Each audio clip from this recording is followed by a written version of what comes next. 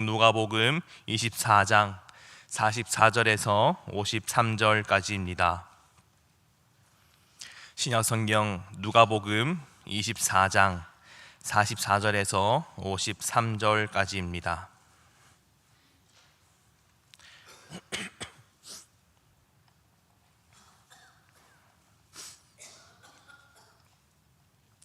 이는 살아계신 하나님의 말씀입니다. 함께 받들어 읽겠습니다. 또 이르시되 내가 너희와 함께 있을 때에 너희에게 말한 바 곧 모세의 율법과 선지자의 글과 시편에 나를 가리켜 기록된 모든 것이 이루어져야 하리라 한 말이 이것이라 하고, 이에 그들의 마음을 열어 성경을 깨닫게 하시고, 또 이르시되 이같이 그리스도가 고난을 받고 제3일에 죽은 자 가운데에서 살아날 것과 또 그의 이름으로 죄 사함을 받게 하는 회개가 예루살렘에서 시작하여 모든 족속에게 전파될 것이 기록되었으니 너희는 이 모든 일의 증인이라. 내가 내 아버지께서 약속하신 것을 너희에게 보내리니 너희는 위로부터 능력으로 입혀질 때까지 이 성에 머물라 하시니라. 예수께서 그들을 데리고 베다니 앞까지 나가사 손을 들어 그들에게 축복하시더니 축복하실 때에 그들을 떠나 하늘로 올려지시니 그들이 그에게 경배하고 큰 기쁨으로 예루살렘에 돌아가 늘 성전에서 하나님을 찬송하니라. 아멘. 오늘 함께 읽은 본문의 말씀은 부활하신 예수님께서 하늘로 올라가시기 전에 사랑하는 제자들과 마지막으로 대화하시는 모습을 기록하고 있습니다. 예수님은 두려워 떨고 있던 제자들에게 평강을 선포하신 이후에 제자들의 마음을 활짝 열어주셔서 성경을 깨닫도록 도와주십니다. 그리고 예수님은 제자들에게 예루살렘에 계속 머물면서 약속하신 성령이 오기까지 기다리라 라고 하십니다. 그러고 예수님은 하늘로 올려지시고 제자들은 예루살렘에서 성령이 오시기까지 기다리며 찬송하였다고 누가복음은 기록하고 마무리되고 있습니다. 혹시 여러분들 중에 성경을 읽으시면서 이러한 생각 한번 해보신 적이 있으신지 궁금합니다. 부활하신 예수님께서 바로 하늘로 가시지 않고 이 땅에 40일 동안 계신 이유가 무엇일까 하는 것입니다. 그런 생각 안 해보셨나요?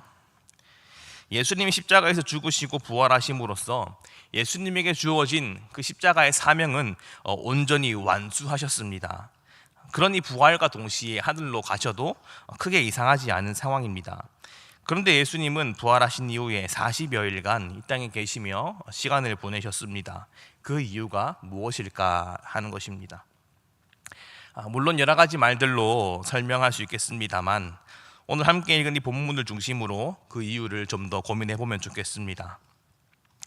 먼저 제자들과 음식을 나누신 예수님은 제자들의 마음을 열어서 성경을 깨닫는 일을 하고 계심을 볼 수 있습니다.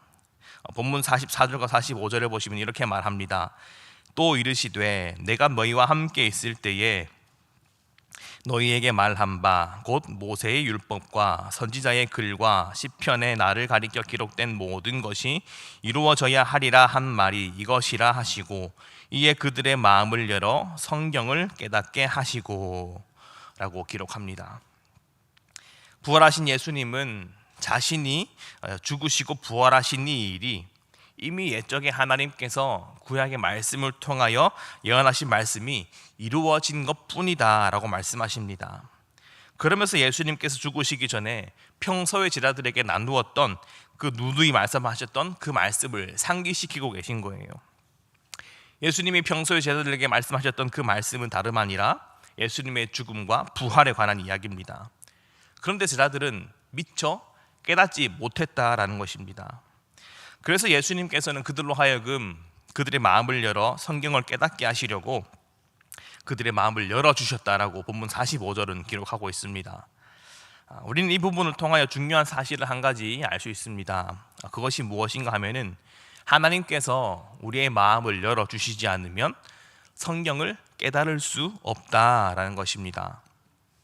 아주 당연한 것처럼 보이는 평이한 명제이지만 이 사실은 너무나 중요합니다. 하나님께서 우리의 마음을 열어주셔야만 성경을 깨달을 수 있고 하나님의 뜻을 알 수 있다라는 것입니다. 이 말씀은 우리로 하여금 크신 하나님 앞에서 겸손하게끔 만들어 줍니다. 우리가 하나님을 알고자 아무리 애를 쓰고 노력하여도 우리의 의지적인 노력과 애씀으로는 하나님의 뜻을 알 수 없고 말씀을 깨달을 수 없다라는 것입니다. 하나님이 깨닫는 마음을 주셔야 성경을 알 수 있고 하나님의 뜻을 깨달을 수 있는 것입니다. 그렇기 때문에 우리는 늘 겸손한 마음으로 성경을 깨닫고 하나님의 뜻을 깨달을 수 있게 해달라고 기도해야 합니다. 그리고 하나님께서 깨닫게 하셨을 때에는 정말 감사한 마음으로 그 말씀을 받고 그 받은 말씀을 순종할 수 있어야 하는 것입니다.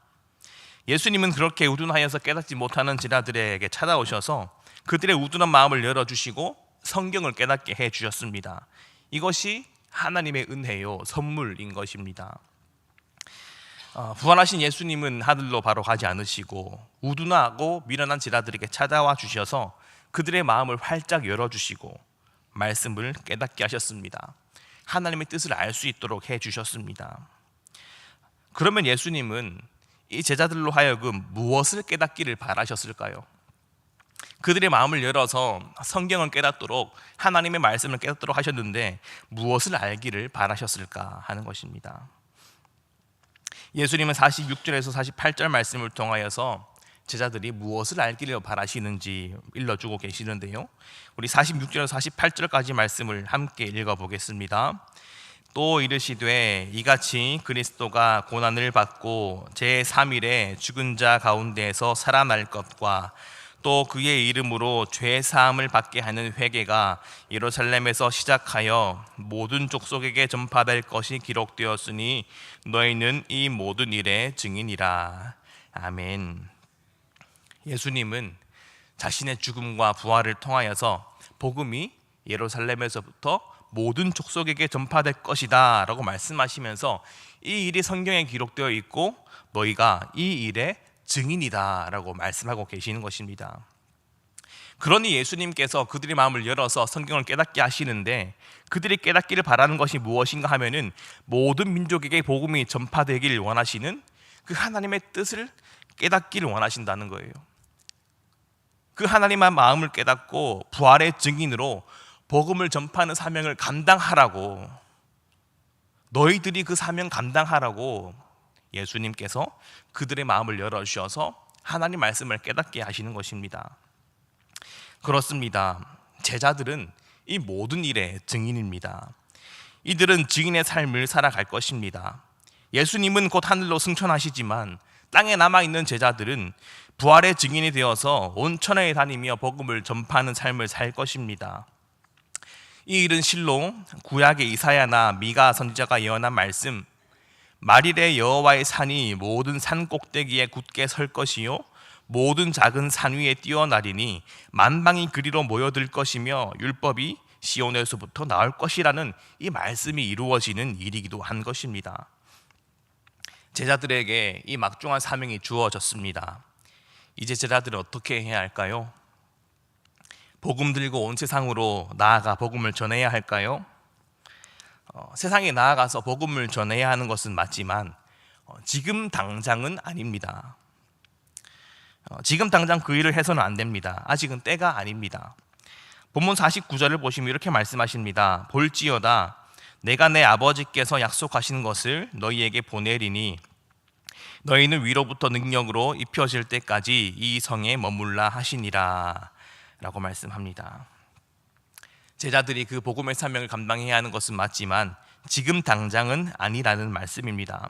그러면 언제부터라고 말씀하시나요? 아버지께서 약속하신 성령을 받을 때, 그때부터 그 사명을 감당할 수 있는 것입니다. 그때까지는 예루살렘 성 안에 머물면서 기다려야 한다는 거예요.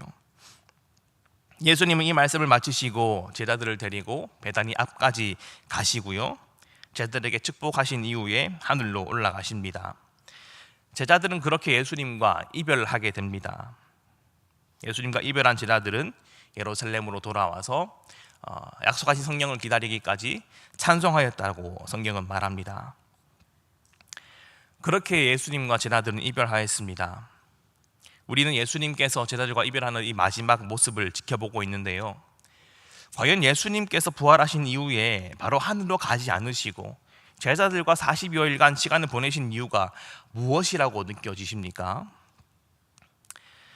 예수님의 뜻은 제자들이 땅끝까지 이르러 복음의 증인으로 사는 것입니다.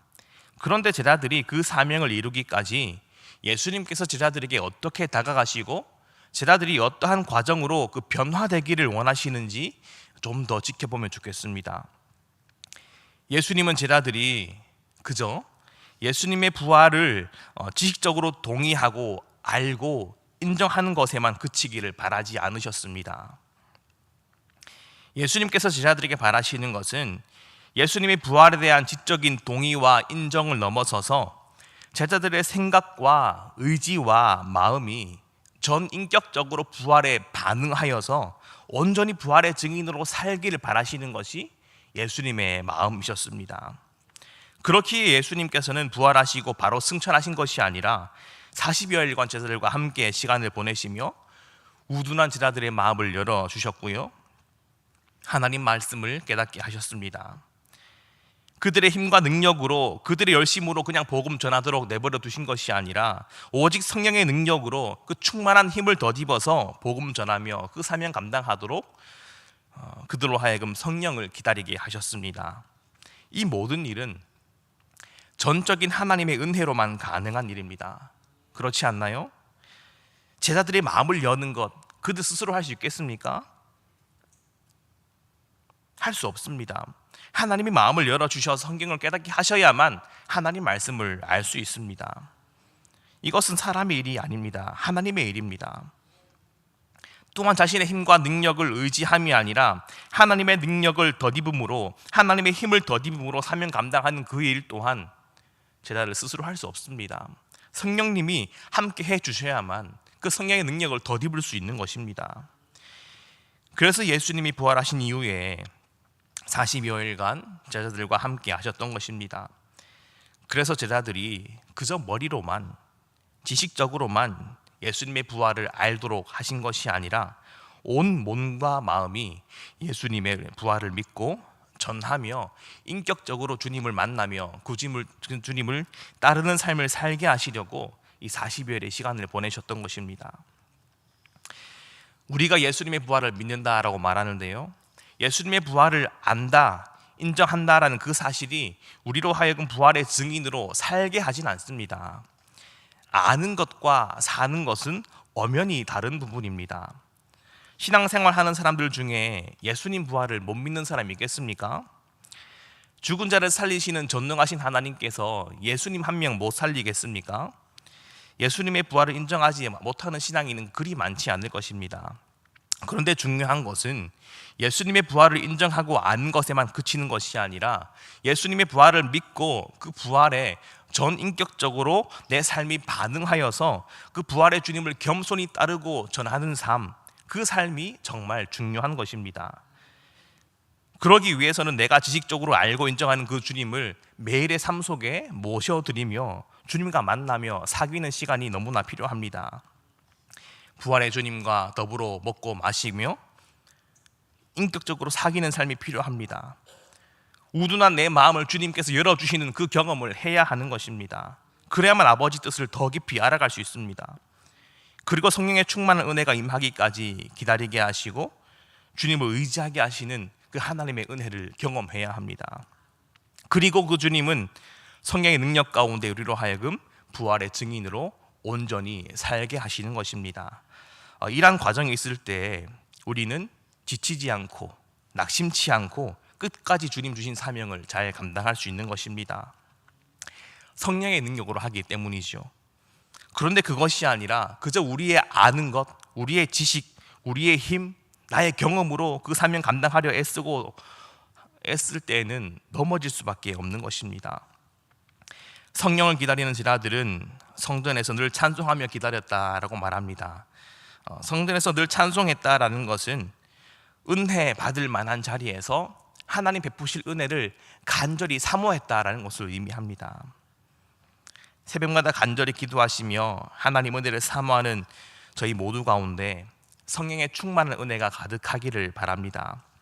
그리하여서 우리의 힘과 능력, 우리의 경험이 아니라 성령의 능력을 덧입는 제자로 세워져서 부활의 증인으로 온전히 주님 따르며 사시는 저희 모두가 되기를 간절히 부탁드립니다. 주신 말씀 생각하시며 다 함께 찬송가 165장으로 하나님